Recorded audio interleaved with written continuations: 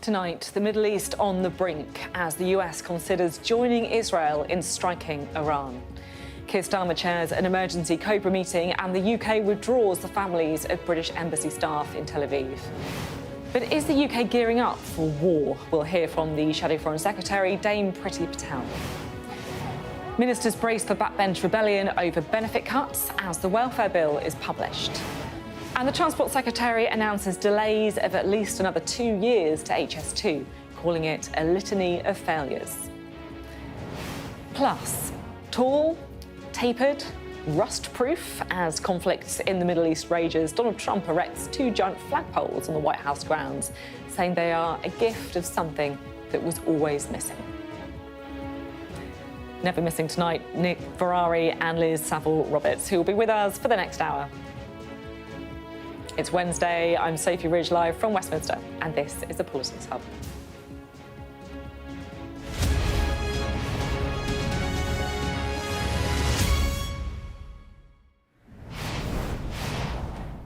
Hello, good evening. Is America about to enter the conflict between Iran and Israel? Donald Trump hasn't ruled out strikes and says he knows the location of Iran's supreme leader. And if the US does intervene, according to Iran, they say that's a recipe for an all-out war in the Middle East. So what is going on? Well, this sums up what we know so far. You don't know that I'm going to even do it. You don't know. I may do it. I may not do it. I mean, nobody knows what I'm going to do. I can tell you this, that Iran's got a lot of trouble, and they want to negotiate. Basically, nobody has a clue what this most unpredictable of presidents is going to do. Donald Trump left the G7 early yesterday, leaving other world leaders scrambling around, trying to work out what that meant. Here was Keir Starmer's take. Well, I don't think you should read into that an American attack is imminent. Now, at the exact same time, in another interview, the German Chancellor said that actually that could be possible. So it seems the one thing that we can be clear on is that European leaders don't really know what's going on. They're not in the Situation Room with the president. They're having to effectively guess what's happening and prepare for all eventualities. And these are pretty important eventualities. Things like, if the US strikes against Iran, should the UK provide military support?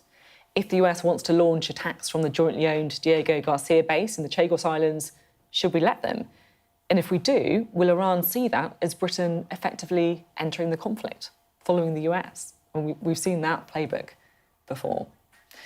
So an awful lot to hear from, a lot to discuss tonight. Luckily, we do have a few people to help guide us through this most unpredictable of situations, including our Deputy Political Editor, Sam Coates, our Security Editor, Deborah Haynes, who are with me in Westminster. But first, we can cross to Washington first and talk to our US correspondent, Mark Stone.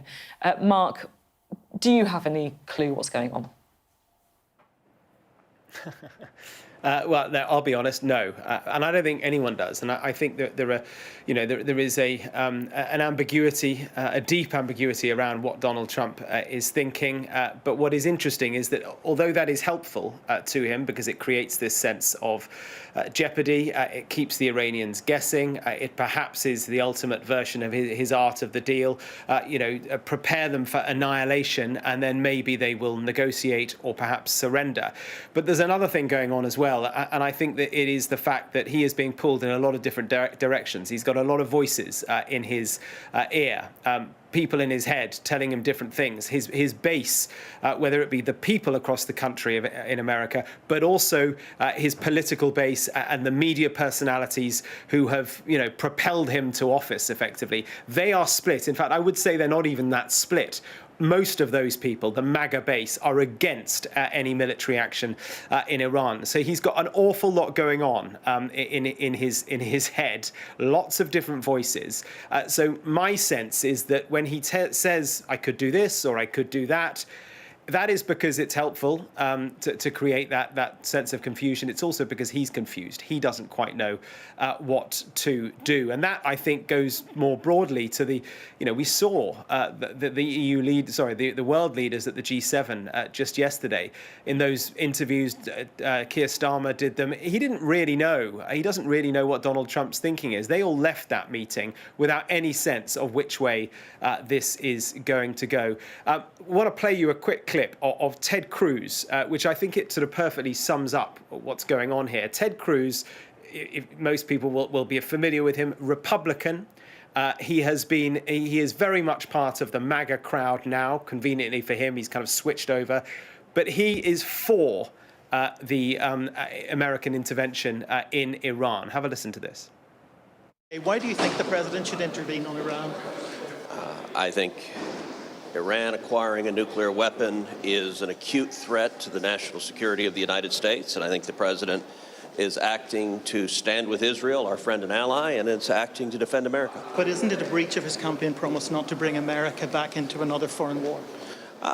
No, he is not. Nobody's talking about invading Iran. We're not going to see boots on the ground. In particular, the one need that Israel has is Fordow, which is a nuclear research bunker built into the basement, into the bottom of a mountain, was designed to withstand aerial assault. Israel does not have bunker buster bombs large enough to take it out. America does. And so that is a discrete need. Fordow is where they are researching to build nuclear weapons. And understand, Iran is also building ICBMs. ICBMs are intercontinental ballistic missiles. You don't need an ICBM to go to Israel. An ICBM is to take a nuclear weapon to the United States to murder Americans, and President Trump is going to keep Americans safe. And what do you say to Republican voters who say this is not what the American people want? The overwhelming majority of Americans, nearly 80%, support President Trump and support President Trump defending us against an Iranian nuclear weapon. So quite a bit to unpack there. First of all, that is Ted Cruz. That is a voice going into this ear of Donald Trump. Into this one, he is getting a whole host of other MAGA figures who are saying, "Do not do it." The sort of the echo space of the echo chamber of the right of politics here, the social media space, is absolutely full of MAGA figures from the right: Marjorie Taylor Greene, Tucker Carlson, Josh Rogan, others, all of them, Steve Bannon as well, very close to Donald Trump, all of them saying, what on earth are we doing? We absolutely must not go into Iran. So a really tricky position that Donald Trump finds himself in. The other point, which I'm sure you'll pick up with Debs and with Sam, is his reference there to the nuclear facility in Iran, which only America can destroy. It needs bunker busters. They are American. That is why America, in the short term, could get dragged into this, because if you want to remove Iran's nuclear ability, you've got to destroy that one plant, and that requires America. And there is a British link to that, because the B-2 bombers that would take out that plant with the bunker busters attached to them, they, guess what, are at a British base in Diego Garcia.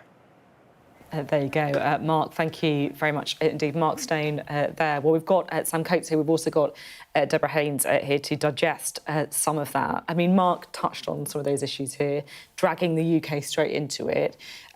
What is Keir Starmer doing now? This is possibly the hardest foreign policy dilemma, crisis, that Keir Starmer has had to deal with since he came into Downing Street almost a year ago. He is holed up in Whitehall as we speak. He's chaired a Cobra meeting today. Really, think of it in three ways. Keir Starmer has to establish for himself, using all the apparatus of state, what he thinks is going on.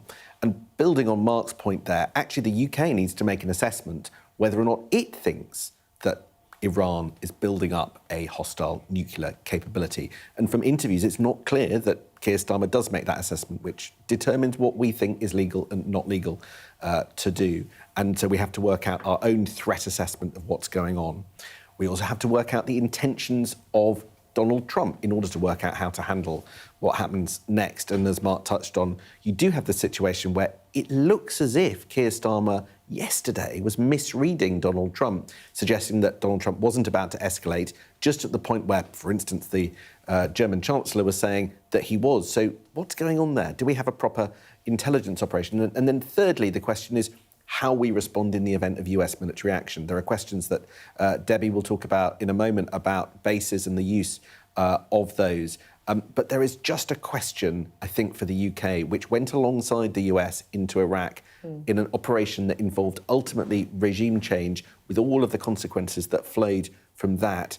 Keir Starmer was against the conflict in Iraq. We do not know, because he has not said what he thinks ultimately should happen here, but it is what he will be thinking about and worrying about tonight in Downing Street. Yeah, it certainly will. Sam and Mark both touched on some of this, but there are key links on there with the UK to this. We're talking about, I guess, the kind of political cover, political support, but also the hard military facts as well, and that base particularly in Diego Garcia as well.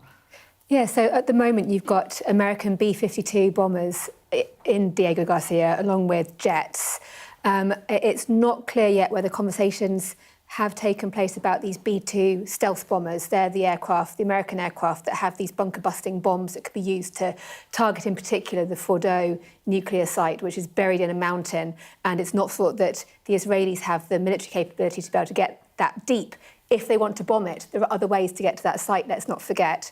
But the key question is whether or not the UK is going to give permission, not just to have the aircraft on Diego Garcia, but to use Diego Garcia if Donald Trump decides he wants to strike Iran as basically a staging post, a launching pad for those sites, because obviously that's then the UK being involved, obviously from a distance in that operation. As well, I understand that the UK may be asked by the US to station American aircraft refuelling tankers at RAF Akrotiri. There are already American refuelling tankers apparently in Spain and Greece, I've been told. And so, again, this is all about this massive expansion of American military force. But the key thing to talk about here, or to remember, is we don't know yet what Donald Trump is intending to do. And this huge military force that he is assembling in the region currently is there for defensive purposes. So he's already ordered the Nimitz class aircraft carrier to the region. It should be arriving there in the next 5 to 7 days. That's a huge, overwhelming compilation of force, warships, aircraft carriers, jets. Which could, of course, be used to help in any attack. But if it is just to put the immense pressure on the regime to come to some kind of negotiation, then that is one route. If, however, Donald Trump does decide to strike, then there will be an element of the strike in all that military force, but also what happens next, because Iran has made clear that it will strike against American targets in the region and also potentially British targets. And so I also understand that British troops, we've got troops in Iraq, we've got troops in Bahrain, we've got obviously the base in Akrotiri. We've got small numbers of troops in other countries in that region as well. They're all on alert for the potential for this to escalate. And that's why the UK has deployed more force to the region, including now 14 Typhoon jets at Akrotiri, which is an expansion of the number of jets there. Yeah, it really does feel like it's building. Thank you both very much indeed. I just want to go very briefly back to the United States as well and talk to Mark Stone again, because, Mark, we know, of course, David Lammy is travelling out to the US. What were you expecting from that meeting? Yeah, this is interesting and clearly relevant. The Foreign Office have confirmed that he is going to be in Washington from tonight for meetings tomorrow, but they won't confirm his schedule. It's actually a public holiday here in America tomorrow, and we've asked the State Department for Marco Rubio's schedule, his US counterpart. We assume that they will meet. Maybe this is a discussion about the use of Diego Garcia for a possible strike on Iran, but at the moment, a government spokesman has said to us on Diego Garcia, we do not comment on hypothetical operations. Our priority is stability in the Middle East. We continue to work closely with our partners and allies in support of de-escalation. But this is, it's only just a hypothetical right now. And if Donald Trump does order a strike on that nuclear facility, then they will clearly have already had to have had the discussions about using those B-2 bombers before his order comes, because when he orders it, you can't then go through the process of working out whether Britain wants to be involved. There's a legal question, of course, as well. We do not know quite what Britain's legal advice is, the legal advice to the government is, but it is notable that whereas the British were active in helping Israel to shoot down missiles fired from Iran last year during that attack. They have not been active in this attack. So the legal advice is something to watch as well. It certainly is. Mark, thank you very much indeed, Mark Stone, speaking to us there from Washington. Well, there is an awful lot to digest on the programme tonight. I just want to bring you now my first interview, which is with the Shadow Foreign Secretary, Priti Patel, just before coming on air. Thank you very much for being on the programme today.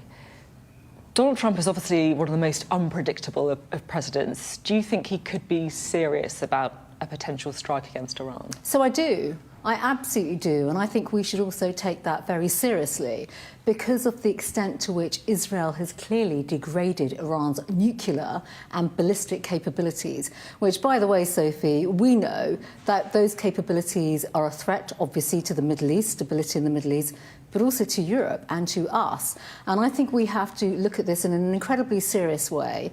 What Israel is doing is something that no one anticipated. The British government had no advance notice of this. But America, let's just talk about America. They were the ones that brought Iran to the table for talks. Those talks broke down. But during those talks, it was discovered that they were continuing to increase their level of enrichment of uranium. There was no good faith around actually cutting that back. And even the IAEA reports last week showed that. So I think we have to be very mindful that this was always a precarious situation because Iran has stated again and again and again their objective was to wipe Israel out, the only Jewish state. And clearly that is not acceptable. So just to be clear, you say that there is a possibility, you think, that Donald Trump could strike against Iran, and you think, from what you're saying, that that would be justified if he chose to do that? Well, first of all, that is obviously for America, but we shouldn't rule out this possibility whatsoever because America has always been crystal clear. President Trump has been crystal clear about Iran, the threat that Iran poses, and he wanted to have the talks to come to good fruition, which clearly was not going to happen. It was clear that that wasn't going to happen through the level of enrichment that was taking place. So if the US does strike against Iran, and look, I know that this is an uncertain situation, but we do have to think through different eventualities at this stage, should the UK provide military support for that intervention? Well, I think, first of all, the British government will not, and rightly so, give any commentary on this because they would have to, they'll be working through plenty of scenarios. I think I've heard that from the government already, and that's right and proper. What I'm interested in is what the government will do in terms of keeping Britain safe, British nationals, both here at home but also in the region, because we have thousands upon thousands, tens upon thousands of Brits in the Middle East region. So a responsible government, which, this government will be working through all of that. I can't speculate on what type of involvement Britain would have, but the reality is that they should be doing everything right now in terms of planning. And by the way, they should also have a plan to evacuate British nationals in Israel. And of course, this is an area where we've not heard much from the government.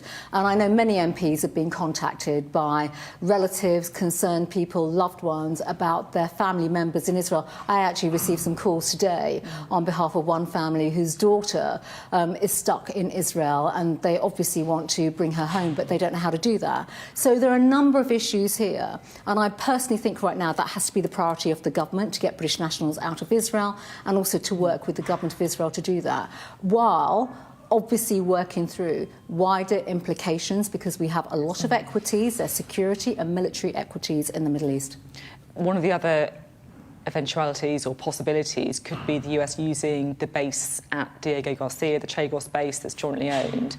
If the US does request permission to fire against Iran from that base, is that something that the UK government should give? Well, we don't know what the plans of the United States is. That base is pivotal. Obviously, they've had bombers situated there. I don't know if that is still the case right now. It is clear that the government will have to step up. That becomes operational. I don't want to speculate about that. That is operational. But clearly, both governments would have to work through that in terms of what it means operationally, and as I've said also, what it means for protecting British interests in the region too. You make your feelings very clear when it comes to Iran's actions, and particularly when it comes to potential nuclear enrichment. I guess the question that I have is, if a regime change in Iran was brought about by the US and Israel, do you think that would actually make the world a safer place? Because clearly there would be some real consequences to that in the Middle East. Well, I think everyone has to reflect on Iran as it is today. An Iran that fuels proxies that effectively, whether it's Hamas, Hezbollah or the Houthis, but also an Iran that actually supplies weapons to Russia to use in Ukraine. That is the Iran of today that we are speaking about, and that is in nobody's interest. So at the end of the day... But Western intervention in this region has not got a good track record. Well, it hasn't. You affect that. Of course, well, I recognise that. Of course, I understand and recognise that. That is not what we're speaking about. Let's be very clear. Israel's were crystal clear on the 13th of June, last Friday, that their objective was to absolutely degrade the military and nuclear capability. Those ballistic missiles, we know the range of those missiles. They would affect and attack Europe. So this is about our safety and security as it is just as much as Israel's. And just finally, would you be happy if the government acted before consulting Parliament on these things? Well, I believe in making sure that our country is safe.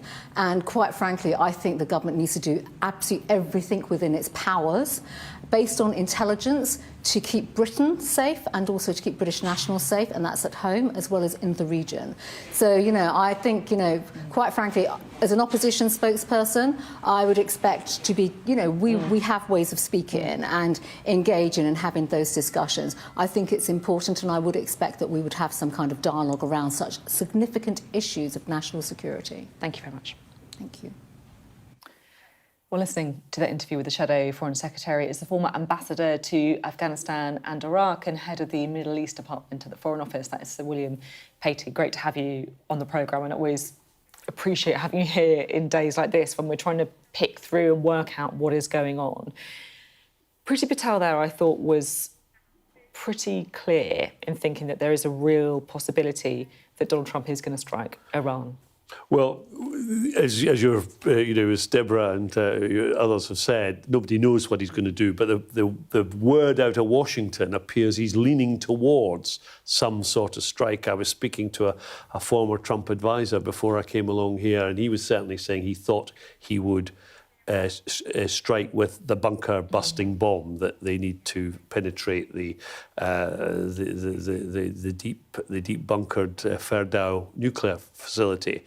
So that's what we don't know yet, but that's where it's going. I mean, he's made an offer to the Iranians that the Iranians would never have accepted. The unconditional surrender, give up all your uranium, and if the Ayatollah Khamenei has come out clearly and rejected that. So.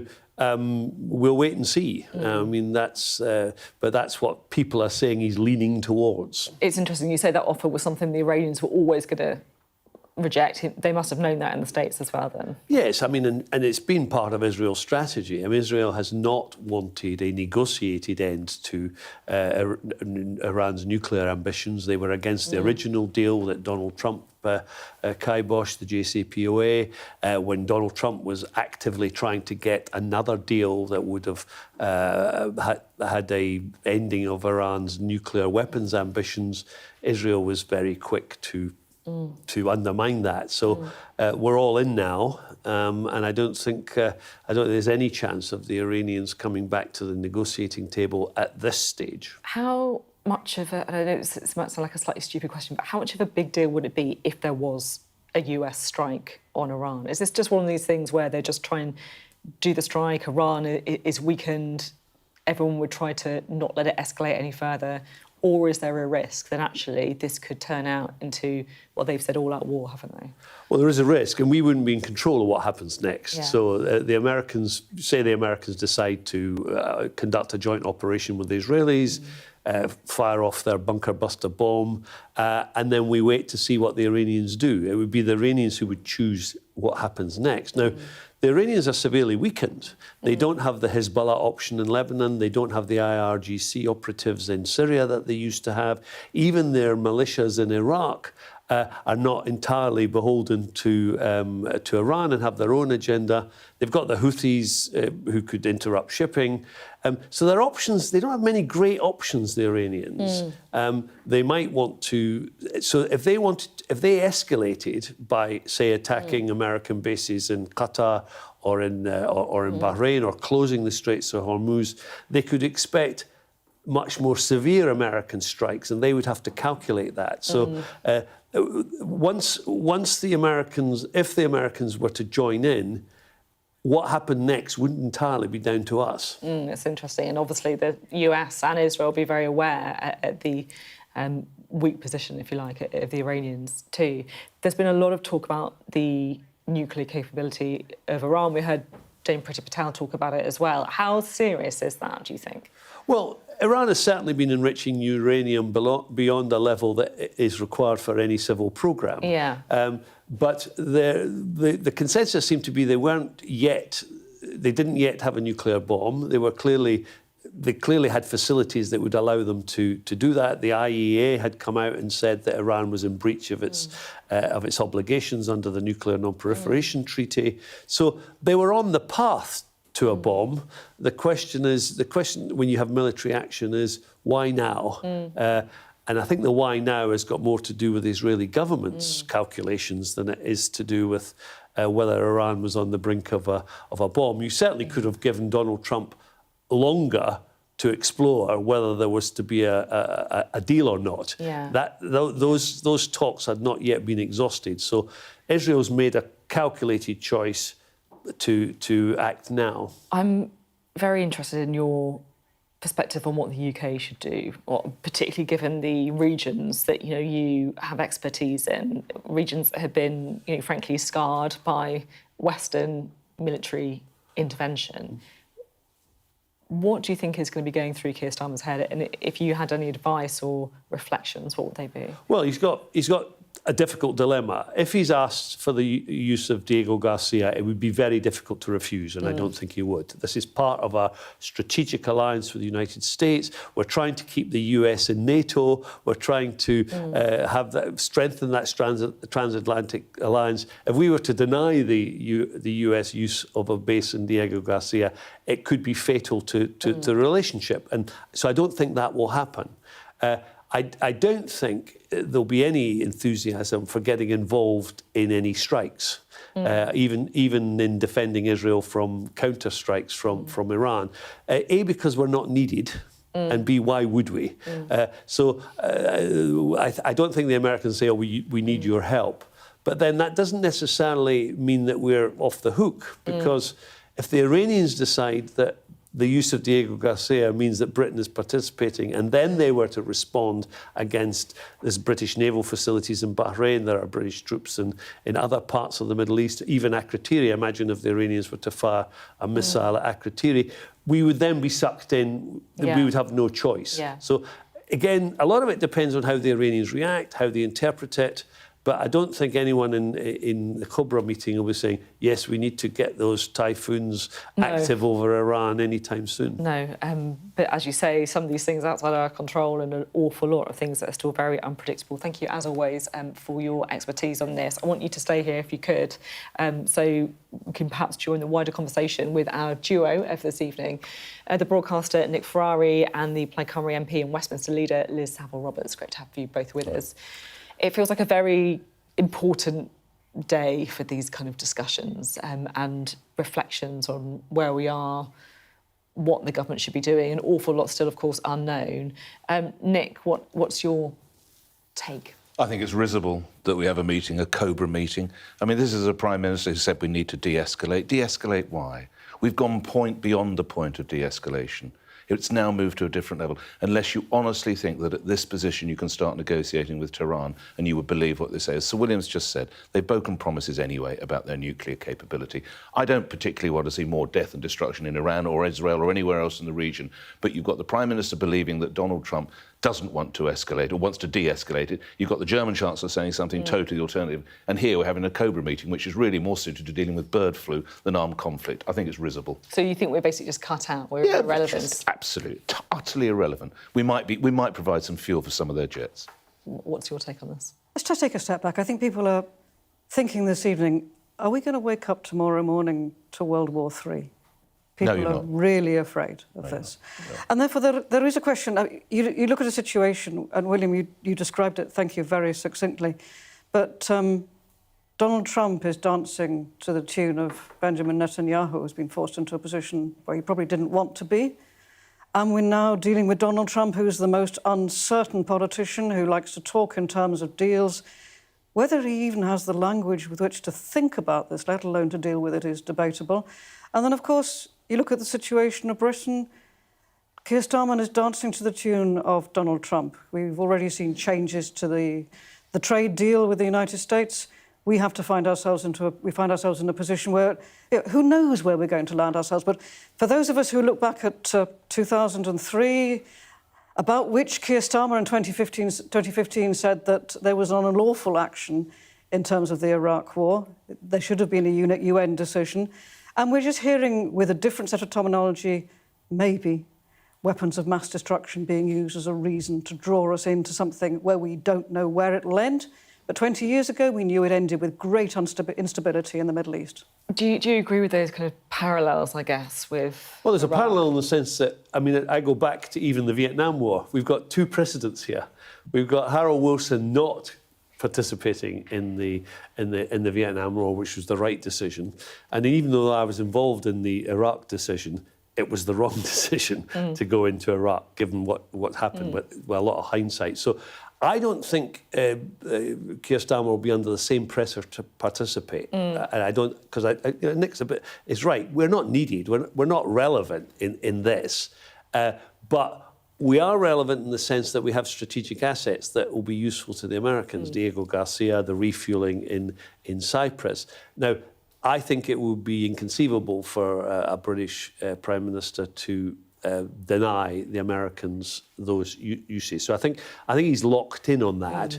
And then, as I said before, it's a matter of what the Iranians do in response to that. And I think there is no negotiation now where the Israelis have pulled the trigger. Yeah.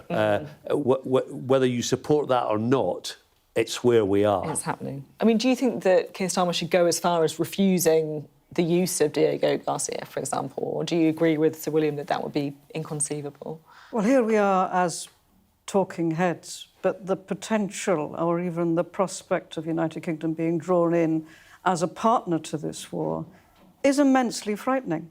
And there has been no decision at the level of UN. We have in Donald Trump a president who is very happy to be seen to ride roughshod over international norms. He may be walking away from NATO, as mentioned earlier.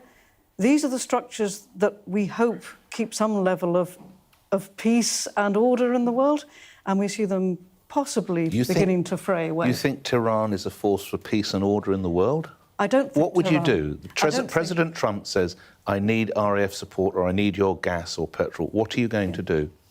We talk about what we've learned. What are you going to do? Please let me answer. We talk about the precedent. We know what the precedent for taking out Saddam Hussein led to. If we have no plans, no idea what we'll put in his place, and what is Putin's intention? And what happens after Putin? All this uncertainty looks to be going in one direction. And some people, there must be some voices in the room who are calling out concerns from what we have learnt from history repeating So you're not itself. going to help our greatest ally? Our greatest ally, the United States? United States, yeah. Is our greatest ally operating Could you just answer the question? Are you going to help our greatest ally? Forgive me, I have to answer this in a slightly more than one way. Okay. One answer. Is our greatest ally working with respect for those international structures which have been relatively successful in keeping peace in the world? Or is our NATO, international ally operating in a way that is utterly unpredictable? Well, NATO's been pretty cool and good at that, and will hasn't it? then draw in the United Kingdom to consequences which are difficult to foresee. I think we're in a different world. I think the world in which the UN and the Security Council and the international architecture could prevent wars has gone. The reality is, when Russia invaded Ukraine, the UN has not been able to function in the way it was designed to do, and this is the same here. So Britain is, I'm afraid, is going to have to make a calculation, and we're in the realm of realpolitik here. And if you take Priti Patel, the key interest of the British government is to make sure that British interests are protected, and British interests widely are not to fall out with our ally, not to get involved as well. These are two very difficult decisions, and that's what Keir Starmer's going to have to balance. So much to wrestle with. Thanks all very much for giving us our perspectives on what is obviously a very unpredictable, very fast-moving situation. Difficult to comment on, but I appreciate your words. Back to the domestic politics for now, because the government's controversial welfare bill has now been published, aimed at cutting the benefits bill and getting more people into work. The government does face, though, a battle to convince dozens of Labour MPs to back it. Let's have a little listen, shall we, to what is coming up next as our political correspondent, Tamara Cohen, reports. People are terrified, we're angry that yet again we're the scapegoat. Daily living is 110. Cathy has relied on benefits since a serious car accident left her with chronic pain and mobility problems. But according to the new criteria, she'd lose her personal independence payment of over £400 a month. It would mean I would be at local food banks to actually be able to eat. She feels the government's priorities are wrong. Don't label us scroungers, we're not scroungers. If I could work, I would work. And saying that you will help me find a job, where's the job coming from? Deputy Prime Minister. Angela Rayner defended the reforms under questioning from MPs. Those who want to work should be able to work, and those who can never work should be protected. The current system we've inherited doesn't support those that need that support, and also doesn't allow and enable those to get opportunities for employment. I have personal experience of it. I know how some people are fearful of the changes. We are the party of the welfare state, Mr. Speaker. We set it up back after the Second World War, and we believe it should be there for people who need it, but we should also help people into work. Personal independence payments for daily living costs will be removed from 800,000 current and future disabled claimants, with an average loss of £4,500 a year. Carers for people who lose PIP may lose their allowance, and the health element of universal credit will be frozen at £97 a week and cut for new claimants. The government will give 200,000 people with the most severe conditions a higher rate, and they will not face work assessments. Ministers have been making the case that the welfare bill is rising unsustainably, with 1 in 10 people of working age now on a sickness and disability benefit. But dozens of Labour MPs are worried about those who will lose out, and the government faces a major rebellion. This Labour MP spent time on benefits herself after being forced from her job by illness. She says she can't support the changes. It's really not good enough because we know so many people this is going to affect. We know PIP can be a gateway to getting other benefits like carers allowance, which really help families just survive. We're not even talking about people having some great lifestyle. They're literally barely surviving on these payments. It's just all doesn't feel very Labour to me. Back in Eastbourne, Cathy can only wait and see. The government say the welfare bill will still rise, just more slowly. MPs will get their first vote next month on whether these reforms get the go-ahead. Tamara Cohen, Sky News, Westminster. Let's chat now to Tamara, shall we? After the U-turn over winter fuel, it felt like some Labour MPs almost kind of sent a blood. They thought perhaps they could force another U-turn from the government, but does it seem like they are determined to push ahead with this policy? No, that's right, and it does make it harder to support in a way because so many MPs went through that process of defending the government's policy and their tough decisions only to see them go back on it. A lot of MPs are very concerned about this. 42 Labour MPs have written a letter, have put their names to it saying we cannot support these changes. They felt that in the Labour manifesto they were signing up to reforms to support people into work, and what this has all been framed out as is cost-cutting, shaving £5 billion off the bill. They feel a lot of these people will lose out but not be able to get into work, and that whole aspect of it has sort of been kicked till later down the line. Have they got the numbers to defeat the government? Well, the first vote will be in just over 2 weeks' time. The sense I get from the rebels is that they have a core of people who cannot reconcile themselves to these changes, and they're not the people you necessarily expect. And Liz Kendall and her deputy have been in one-on-one meetings to try and win them over. Government insiders seem pretty confident that they will be able to get these changes over the line, but they know that it's going to be very difficult to convince a lot of MPs, and this could again be a bit of a reputational challenge that they frame this all about cutting back cost. Liz Kendall today was saying this is actually the path of compassion and dignity, and a lot of MPs looking at it feel they haven't heard enough of that, and they want to hear a lot more about what's going to happen to the people who lose out. OK, Tamara, thank you very much indeed. Tamara Cohen speaking to us there. Well, let's bring back in Nick and Liz, shall we? I get a sense we might get a bit of a difference of opinion on this one, I don't know. Liz, to you first. What's your view on the disability cuts? Do you think it's the right call from the government? Absolutely not. I mean, this is going to affect communities, individuals, and then communities in Wales particularly. 27% of the population in Wales live with disabilities. That fits a pattern with post-industrial communities. It would probably be the same, would be true for the northeast of England, for the northwest of England as well. These are going to be individuals, disabled individuals, some of the most vulnerable individuals affected directly, but also it will affect their communities. It will affect how much money that they then have to spend locally. And there's a question about how many employers are actually going to be in a position, looking at how employers are considering who they're going to take on in terms of the national insurance increase and the minimum wage rise. Employers, the jobs aren't there. So for me now, if this is going to get passed in, say, 2 weeks' time, and that there is a degree of resistance amongst Labour, and I do ask many Labour MPs to grow a backbone because they know what they were voted in on, this Labour government is going to impose this with the support of the Conservatives.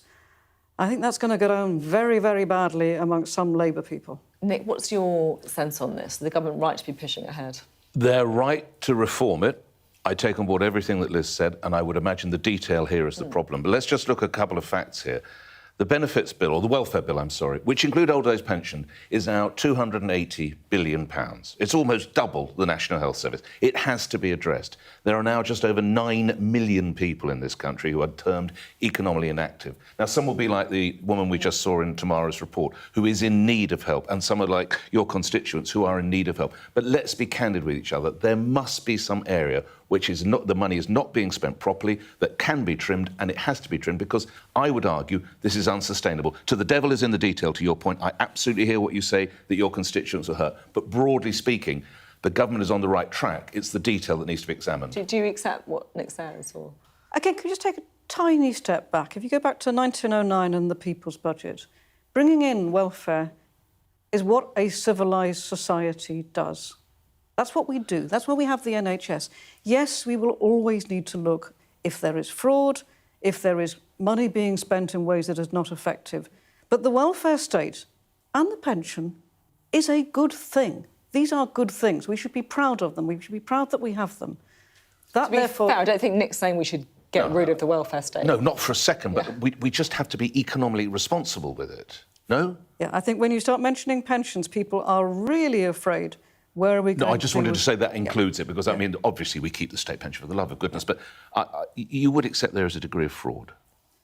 I think there's an awful lot of fraud in taxation, and I think the number of people employed by this government and the previous government to go after fraud in welfare desperately overshadows the number of people employed to go after fraud in tax. But in this area, would you accept there are people who... Of course, where there is fraud in any aspect of the use of public money, then we should be seeking to reduce it. But at the same time, this culture of blaming disabled people who may well not be able to work whether they want to or not. But they're not the fraudulent claimants, are they? Blaming them for this. And this is going to affect people in PIP. In all honesty, I think bringing in 13 extra weeks, if Labour MPs think that is sufficient, and I can assure you now Plaid Cymru MPs will be voting against this, if Labour MPs think that 13 weeks of a waiting time is enough of a difference to bring their votes over to the government when they have genuine principal concerns, I would say 13 weeks is not enough to have your vote bought from you. OK, thanks both very much indeed. Really interesting chat. And thank you as well, Tamara, for keeping us up to speed on the latest on this ongoing benefits conversation. Now I want to talk to you about transport, because there's been yet another blow to the controversial rail project. The government's confirmed that the opening of HS2 will be delayed again, even longer than away from the 2033 target. The Transport Secretary, Heidi Alexander, told the Commons there's no route to delivering the project on time, and she said it was all an appalling mess. It has been no less than a litany of failure. And today I'm drawing a line in the sand, calling time on years of mismanagement, flawed reporting and ineffective oversight. It means this government will get the job done between Birmingham and London. We won't reinstate cancelled sections we can't afford, but we will do the hard but necessary work to rebuild public trust, and we've not wasted any time. Well, the initial plan was to build the first phase, connecting London and Birmingham, followed by adding 2 branches to Manchester and Leeds. But Boris Johnson scrapped the lead to Leeds in 2021, and then Rishi Sunak pulled the plug on the rest of the second phase to Manchester in 2023. Well, this is the view from Birmingham on the latest development. One of the best things that happened to Brum and England. Even though it's going to cost even more. Don't worry about it. Cost in 50 years' time, it'll be peanuts. Yeah? Peanuts. And don't forget, the longer it takes, the more it's going to cost. I used to work on the railway, so I know how things sort of take extra time, but the capacity's needed, so I'm still kind of positive. I think it's the right thing to do. Do you think we need it though? Do you think, I mean, obviously you use public transport a lot, I guess. Yes and no. I feel like it would make things a lot easier, especially travelling back and forth from places. But at the same time, I hate the way life looks. Like, I've literally been seeing this for years, look like this. So it'd be nice to see the end result, I guess. Well, let's talk to Nick and Liz, shall we? Nick, I can't actually really get my head around what is going on with HS2. Just when you think it's got as bad as it can be, Horrific, something else happens. Isn't it? It started life all those years ago with a budget of 20 billion. It's now 57 billion on government estimates. There are others that say it could head actually towards 100 billion. Yep. And what is it doing? If it had actually linked up cities such as London, Birmingham, Leeds and Manchester, I maybe could get over the line. I'm sure, I want to hear from Liz, it's not helping her constituencies, it's not helping the West, whatsoever. So you probably are now, though, Sophie, you're so far in, you're beyond the point of no return. You have spent so much money, you may as well grin and bear it. But in fairness to this crowd, we've just come out of 14 years of Conservative administration or Conservative-led administration. Yeah. A lot of the blame falls to them. And one of the most shocking reports, or facts which I'm sure you saw, is that the last government set up a fact-finding committee which didn't meet once. Having been set up in March, it didn't meet once to find out any facts until they fell out of power in July. And it doesn't help Liz and Wales to a degree. So we're in it, we can't get out of it, but it's a, pardon my language, bloody disaster. It's more than that in the West. We've agreed. We've agreed. The original scheme went to Crewe, and there was a school of thought that argued that that would help North West Wales, or North Wales. It would in itself disadvantage South Wales because it would draw economic growth away from there. But what we've now got, and in the government's announcement or the government's press release today, it was talking about 100 billion. This is classified as an England and Wales project. Now, this matters. This matters financially because it means that there is, in no way does Wales get any of the consequential fund that we otherwise get from central government, because this is an England and Wales project, as is, by the way, the East-West line, which runs from Oxford to Cambridge. Surprised you didn't pay for the Elizabeth line in London. If you look close enough, you'd probably pay for that. Neither of them have... Don't give them any ideas, I might be listening. ...just inch of track in Wales. We are owed, if we talk about 100 billion, at the 5% population formula, we are owed £5 billion from this in Wales. We are getting from this government, and we're told to be grateful for it, £445 million over 10 years. We've been desperately underfunded. And if I could say, the line that I usually use, the North Wales main line, is the public transport connection between Ireland and Europe.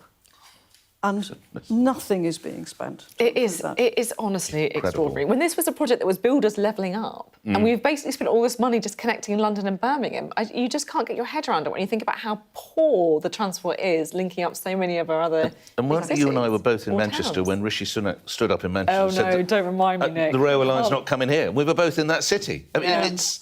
Everybody who touched it... In a former train hall, wasn't it? It is as if it's doomed. Everybody, Johnson, anybody who goes near it seems absolutely cursed. Yeah. Why are we so bad at infrastructure? Management. Sorry. Well, I mean, if the government can't find the people to manage the large projects that they're going to spend billions upon, heaven help us. Yeah. Heaven help us. I mean, this is the worry, because this is what Rachel Reeves is planning on, you know. What's really depressing, Mary, Sophie, is if you look at examples and you compare it with France, where they seem to be able to build a faster railway, certainly far faster, with nothing like the same sort of problems. I don't know what it is, whether we have too many committees or committees that don't even meet, having been put together, as I just said earlier. But it is a major concern. And as someone said on my show today, actually, it makes England, not Wales, it makes England look like a laughingstock that we can't get this off the ground. You're trying to get in a bit of favour. No, Do you hear what you did I'm there? just calling it. I'm calling it the way I see it. Well, Nick is effectively doing my argument for me. We're investing this much. I mean, I don't begrudge Birmingham having a slightly faster service, but Birmingham doesn't have a very bad service. No, it's a decent If you have service, to use Avanti West Coast to go to anywhere effectively beyond Birmingham, then you're dealing with an appalling service as things stand. Or connecting places not just to London as well, right? Exactly. You know, across the country. Exactly, which feels like a huge deal as well. Thanks both very much indeed. A bit of agreement, we always like that. Still to come on the Politics Hub. Donald Trump watched on as a new flagpole is installed on the lawn of the White House, and it wasn't without, of course, the president's usual flair. Coming up on the UK Tonight at 8. Delays on the line again. The government confirms HS2 won't be completed until after 2033. As the Transport Secretary calls it an appalling mess. Also ahead, a Yorkshire woman dies after contracting rabies on a holiday in Morocco. And a warning from scientists that our summers could be about to get even hotter. All that, much more on the UK Tonight at 8.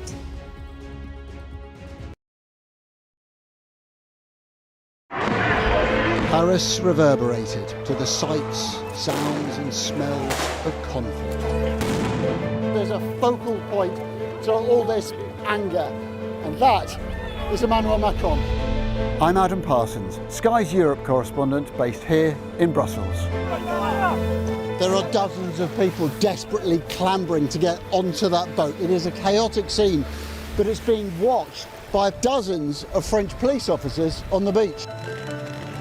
I've reported on migration across Europe, close up on the ground, understanding that sense of desperation and meeting the criminal gangs behind it. This old fishing boat set off from the Libyan port of Tobruk.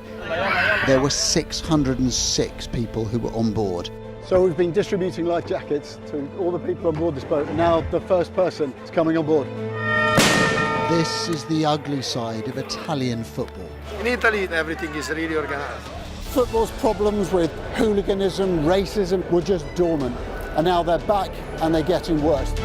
We cover so many countries, languages and cultures and work hard to gain trust to bring you the full story first. Help is slowly reaching these places. It's not just homes, but whole streets like this one that have been reduced to rubble and dust. This is a picture of destruction. Everywhere you look in this mountaintop community, there is absolute devastation. These are the settlers in waiting, keen to start a new life, to annex Gaza for Israel. The least we can do is just kick them out of our land. Gaza, which is just 2 miles in that direction, is under attack again. Getting the chance to tell people's stories, it's a privilege. There's always more to the news than a headline. We want to discover, to delve a little deeper, to find out what's really going on. Explanation, analysis, the people at the heart of every story. I'm Neil Patterson, and this is the Sky News Daily Podcast. So, by the end, we'll hopefully all understand what's going on in the world just that little better. Available wherever you get your podcasts. Hello, welcome back. Now, in the middle of everything else going on today, the president did take the time to talk up a new addition to the White House lawn. Yep, it's got a couple of new flagpoles, and Donald Trump is a big fan. This is about the largest you'll ever see, and it's tapered. It's at a quality that you guys rarely get to even put up. They do that for a living. They're incredible people. It's such a beautiful pole, we thought we'd put it near. I mean, it always looks best when it's near a Doral. I put it right near. I have a similar pole. And these are the best poles anywhere in the country, or in the world, actually. I can't. Sorry, I just can't. He's excited. It's the most beautiful poll he's ever seen. It's very beautiful. Yes, fantastic poll. Are you a fan of a flagpole? Well, there you go. Forgive me, just to take the opportunity. If I was going to fly a flag for anything, I'm going to be flying the flag for the fact that my party, Plaid Cymru, is celebrating its 100 years, its centenary in Pwllheli. So we'll have the flags out forever. There we go. You like a flag in Wales, though, right? We have the best flag in the world, a dragon. It's a good one, to be fair. It is a good one. If you were president, would you be picking up a couple of flag Well, I'm poles? just reminded, 2 polls, right, and a political leader. Am I the only one who wants to go back to the days of the London Olympics where you had 2 poles and a zip wire, and you had a certain politician who got stranded on a zip wire with the harness going straight into where it was? Now, if President Trump did that, that is a picture that would travel the world if only he'd ridden the zip wire. But, I mean, with all the things he has to go, I suppose he had to do, doesn't it rather trivialise the decisions he's having to make? Presumably now all the president's men and women are gathering around him with all the advice and he's waving at flagpoles. I mean, it is a bit bizarre. You can imagine the kind of, like, advisors who are like, looking at the diary, like, swear word, I can't believe we've got to go and do the flagpoles now. Whip him out of the Situation Room and go. But it'll be with the biggest flagpoles, with the biggest flags, the biggest stars and stripes you've ever seen, and then the greatest. I just felt sorry for the guys in the background. Did you see them with the hard hats? Yeah. They don't quite know how to react, because they don't know if he's suddenly going to do a Zelensky on them and spin round and start shouting at them about something. Not wearing suits. Yeah, you're not wearing suits, or why do you want your pay rise, or whatever it might be. You never quite know which way it's going to go. It's true. I mean, there's a thing about flags in the States, though, right? Yeah. It's a big deal over there in a way that perhaps, I mean, I think Wales is probably a bit different, but certainly in England, I think there is less of a comfortableness about it. Yeah, having lived and worked there, and having sent my children to school there, there was a flag when the kiddies went to school. My sons went to school. There was a flag in the high street, the main street in the village in which I lived. You're right, far more patriotic, which I quite like. But 100 years old, 100 years old. This great party. You're patriotic. Thank you very much. Not at 100 all. years old. And actually, our flag could be based on a Roman military symbol. So that's pretty exciting for the Welsh flag as well. Oh, what? How do you mean? Go on, explain a bit. Explain. And one of the centurions, the legions of the north, the symbols that they carried into war with them. But it's a very, very exciting flag. It's a good. With a dragon on it. Have you got a flag at your house?